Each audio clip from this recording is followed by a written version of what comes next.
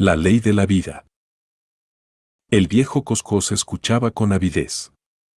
Aunque hacía mucho tiempo que la vista se le había debilitado, su oído seguía siendo agudo, y el más leve sonido penetraba en la centelleante inteligencia que todavía mostraba tras la mustia frente, pero que ya no contemplaba las cosas del mundo. Ah. Esa era Seth Cantoja, que maldecía con voz estridente a los perros, mientras los castigaba y les ponía los arreos a golpes. Sid Kuntua era la hija de su hija, pero estaba demasiado ocupada para malgastar un pensamiento en su agotado abuelo, sentado solo, allí, en la nieve, desamparado e indefenso. Había que levantar el campamento. La larga senda aguardaba, en tanto que el breve día se negaba a persistir. La vida la llamaba, y también los deberes de la vida y no la muerte. Y él ahora estaba muy cerca de la muerte.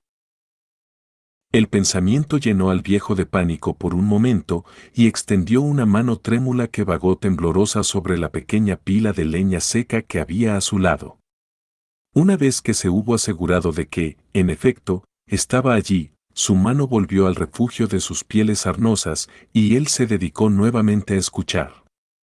El áspero crujido de pieles semicongeladas le informó que la tienda de piel de alce del jefe había sido desarmada y que en ese momento la estaban plegando y comprimiendo para poder transportarla. El jefe era su hijo, fornido y fuerte, cabeza de la tribu y un cazador formidable. Mientras las mujeres se afanaban con los trastos del campamento, su voz se elevó para increparlas por su lentitud. El viejo Coscos aguzó el oído. Era la última vez que escucharía esa voz. Ahí se iba la tienda de Geo. ¿Y la de Tusken? 7, 8, 9. Solo la del hechicero podía quedar todavía en pie. Ah, ahora trabajaban en ella. Pudo escuchar el gruñido del hechicero mientras la cargaba en el trineo. Un niño lloriqueó y una mujer lo calmó con una suave cantinela gutural. El pequeño Q.T., pensó el anciano, un chico inquieto y no demasiado fuerte. Tal vez moriría pronto, y abrirían un hoyo, con fuego, en la tundra helada, y apilarían rocas encima para alejar a los glotones. Bueno, ¿qué importaba? Unos pocos años más, en el mejor de los casos, y tantos estómagos vacíos como llenos. Y al final, aguardaba la muerte, siempre hambrienta, de todos ellos la más hambrienta. ¿Qué era eso?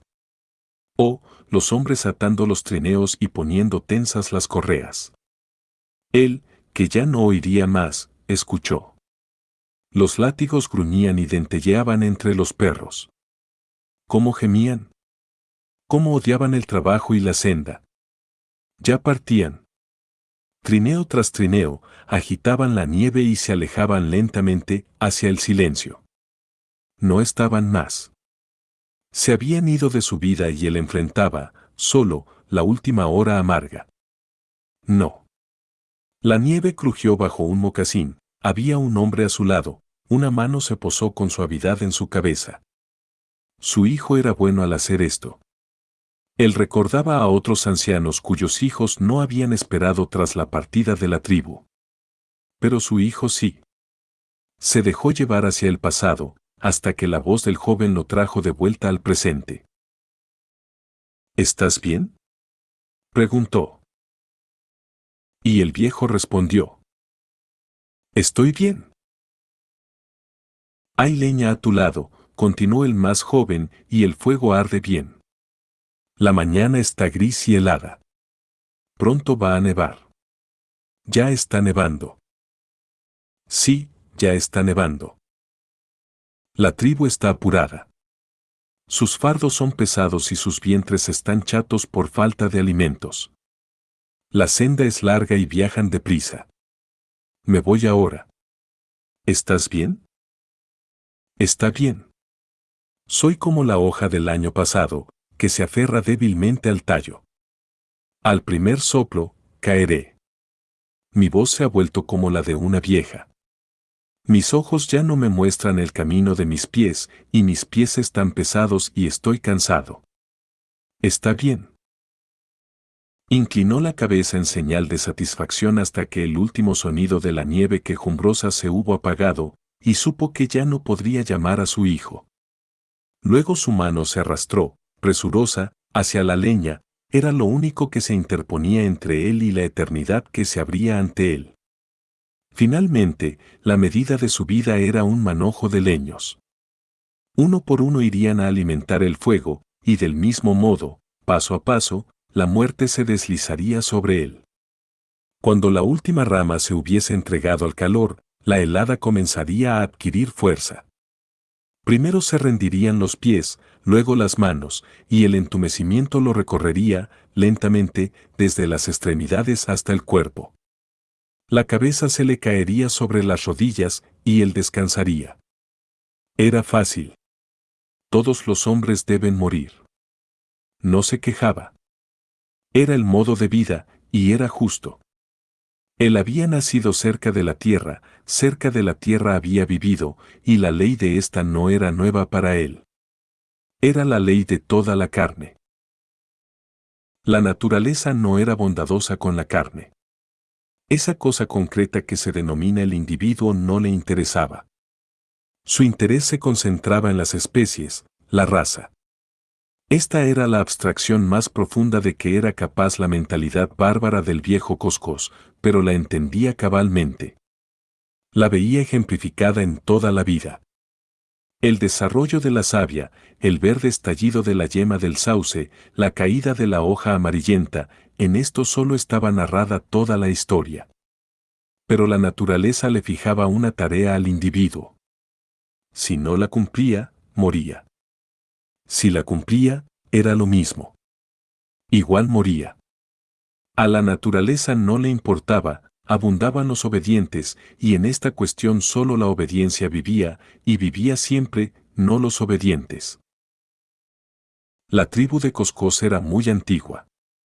Los ancianos que había conocido cuando niño habían conocido a su vez a otros ancianos.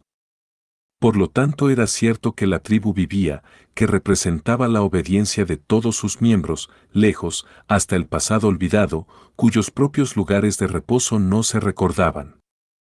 Ellos no contaban, eran episodios. Se habían disipado como nubes de un cielo de verano. Él también era un episodio y desaparecería. A la naturaleza no le importaba. Le fijaba una tarea a la vida, le dictaba una ley. Perpetuar era la misión de la vida, su ley era la muerte. Una doncella era una criatura agradable de mirar, de pechos llenos, de andar elástico y ojos luminosos. Pero aún tenía su tarea ante sí. La luz de sus ojos se acentuaba, su paso se hacía más rápido, y ahora era alternativamente audaz y tímida con los jóvenes y les transmitía su propia inquietud. Y cada vez se hacía más y más hermosa de mirar, hasta que algún cazador, incapaz de contenerse más tiempo, la llevaba a su vivienda para que cocinara y trajinara para él, y para que se convirtiera en la madre de sus hijos. Y con la llegada de sus vástagos, la belleza la abandonaba. Sus miembros se arrastraban pesadamente, sus ojos se empañaban y se hacían legañosos, y los únicos que se regocijaban contra la mejilla marchita de la vieja, junto al fuego, eran los niños. Su misión había concluido. Un poco después, con la primera opresión del hambre, o con la primera senda larga, sería abandonada, tal como lo fue él, en la nieve, junto a un montoncito de leña. Tal era la ley. Colocó cuidadosamente una rama en el fuego y reanudó sus meditaciones. Sucedía lo mismo en todas partes, con todas las cosas. Los mosquitos se desvanecían con la primera escarcha. La pequeña ardilla trepadora se arrastraba lejos para morir. Cuando el conejo envejecía se volvía lento y pesado, y ya no podía huir de sus enemigos. Hasta el gran reno se volvía torpe y ciego y pendenciero, para ser finalmente arrastrado por un puñado de perros esquimales que gañían. Recordó cómo había abandonado a su propio padre en un tramo elevado del Klondike en invierno, el invierno anterior a la llegada del misionero, con sus libros que hablaban y su caja de medicinas. Muchas veces había hecho chasquear los labios al recordar la caja, aunque ahora su boca rehusaba humedecerse. Lo que, mataba el dolor, había sido particularmente bueno. Pero el misionero, en definitiva, era una molestia porque no llevaba carne al campamento, comía con voracidad, y los cazadores gruñían. Pero se congeló los pulmones en la vertiente junto al Mayo, y después los perros apartaron las piedras con el hocico y se disputaron sus huesos. Coscos puso otra rama en el fuego y buscó más profundamente en el pasado. Estaba la época del gran hambre, cuando los viejos se acurrucaban, con el estómago vacío, junto al fuego, y deslizaban de sus labios borrosas tradiciones sobre los lejanos tiempos en que el Yukón había corrido libremente durante 3 inviernos y luego había permanecido helado durante 3 veranos. Durante esa hambruna había perdido a su madre. En el verano la pesca del salmón había fracasado, y la tribu esperaba ansiosamente el invierno y la llegada del caribú. Y llegó el invierno, pero el caribú no vino con él. Nunca había sucedido nada semejante, ni siquiera a los ancianos. Pero el caribú no apareció, y era el 7º año, y los conejos no se habían reproducido, y los perros no eran más que bolsas de huesos. Y durante la larga oscuridad los niños gemían y morían, y las mujeres, y los ancianos, y menos de 1 de cada 10 miembros de la tribu sobrevivieron para saludar al sol cuando regresó en la primavera. Eso sí que fue hambre. Pero también conoció épocas de abundancia, cuando la carne se les estropeaba en las manos, y los perros estaban gordos e inservibles por la sobrealimentación, épocas en que dejaban que la caza se alejara sin matarla, y las mujeres eran fértiles, y las viviendas estaban repletas de niños y niñas que alborotaban. Entonces el vientre de los hombres creció y revivieron viejas rencillas, y cruzaron las vertientes hacia el sur para matar a los Peli, y hacia el oeste, para poder sentarse junto a los fuegos apagados de los Tanana. Él recordaba, siendo niño, una época de abundancia, cuando vio un alce vencido por los lobos. Singh yacía con él en la nieve y miraba, Singh, que más tarde se convirtió en el cazador más avesado, y quien, finalmente, cayó en un pozo en el Yukón. Lo encontraron un mes después, como había salido, arrastrándose a medias, congelado, sobre el hielo. Pero el alce, Singh, y él habían salido ese día a jugar y cazar, tal como lo hacían sus padres. En el lecho del arroyo se toparon con las huellas frescas de un alce, y con estas las de muchos lobos. Uno viejo, dijo Singh, que era más rápido para leer las señales, uno viejo, que no puede continuar con la manada. Los lobos lo separaron de sus hermanos, y nunca lo van a dejar. Y así fue. Era su manera de ser. Día y noche, sin descansar, husmeándole las patas, tirándole mordiscos al hocico, seguirán con él hasta el final. ¿Cómo sintieron Singh, y el que la sed de sangre se les aguzaba? El final sería algo digno de verse. Con los pies ansiosos, tomaron la senda, y hasta él, Coscos, de visión lenta y no muy experimentado en la huella, podía haberla seguido a ciegas, tan ancha era. Estaban ya sobre las huellas de la presa perseguida, y leían a cada paso la horrenda tragedia. Llegaron a un lugar donde el alce se había detenido.